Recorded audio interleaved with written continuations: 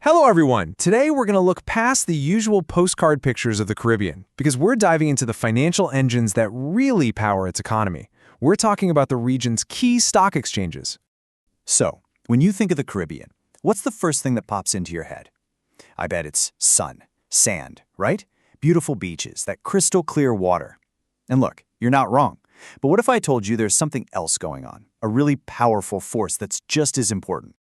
Yep. Behind all those tourism ads, there's this incredible growing capital market scene.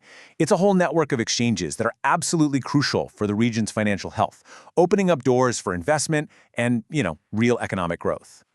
So how about we go on a different kind of tour today? Let's explore the stock exchanges that are actually fueling development and building wealth all across these nations. Ready? All right, let's jump right in.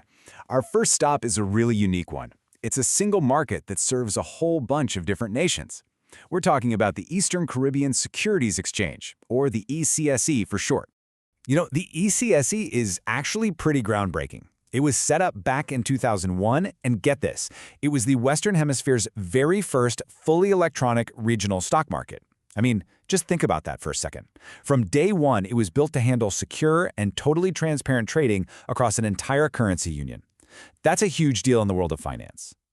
And we're not just talking about 2 or 3 countries here. Nope. The ECCs provides a single unified platform for 8, that's right, 8 different islands and territories. Can you imagine the amount of coordination that takes? It's just a fantastic example of what regional teamwork can look like. So the reach of the ECSE is pretty massive, covering everywhere from Anguilla all the way down to St. Vincent and the Grenadines. And what this means for people living there is huge. It gives regular citizens the chance to invest in their own region's key companies. Think utilities, banks. It really helps build this sense of a shared economic future. Okay, so now that we've seen the regional player, let's zoom in a bit and look at the national titans, the big 3 largest individual stock exchanges in the Caribbean. All right, you can see right away from this chart just how the big 3 stack up. Trinidad and Tobago is the clear leader, and that really reflects its strong energy sector. Then you've got Jamaica with a really lively and diverse market, and Barbados, a little smaller but still a super important player in international finance. So let's break down what makes each one so special.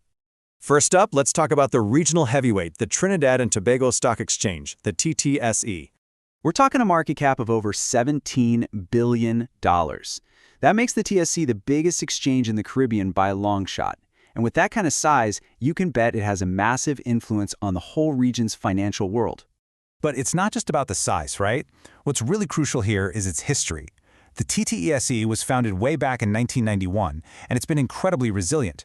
While other exchanges in the area have had their ups and downs, the TTSE has just kept on growing. And that really speaks to the strength of Trinidad and Tobago's economy, especially with its big focus on energy and manufacturing. Okay, next stop on our tour, we're heading over to the Jamaica Stock Exchange, the JSE. As of April 2021, the JSE had a market cap of over $12 billion. Not too shabby, right? That makes it a serious powerhouse in the Caribbean's financial scene, for sure. The JSE has been a cornerstone of Jamaica's private sector since 1968. Now, you'll hear people say it's liquid and diverse, and those words are super important. Diverse just means it has all kinds of companies listed, from banks and factories to stores and hotels. And liquid, that just means it's pretty easy for investors to buy and sell their shares. Both of those are signs of a really healthy, solid market. And that brings us to the third of our big 3, the Barbados Stock Exchange, or the BSC. So the BSC has a market cap of around $2.44 billion, which is a really solid number. It acts as a financial anchor for what is one of the most developed and stable economies in the whole region. It was founded back in '87, and it has about 21 companies actively trading. But here's what's really cool about the BSE. Its global connections. Some of its companies are actually listed on other major exchanges around the world. A great example is Sagicor Financial. You can trade their shares in Barbados and on the London Stock Exchange. That gives it a real international flavor. And hey, here's a little bit of trivia for you. The very first stock market in the Caribbean, it wasn't any of the ones we just talked about. Nope, it was actually the Bermuda Stock Exchange, founded way back in 1871. Imagine that! People were buying and selling shares there over 150 years ago.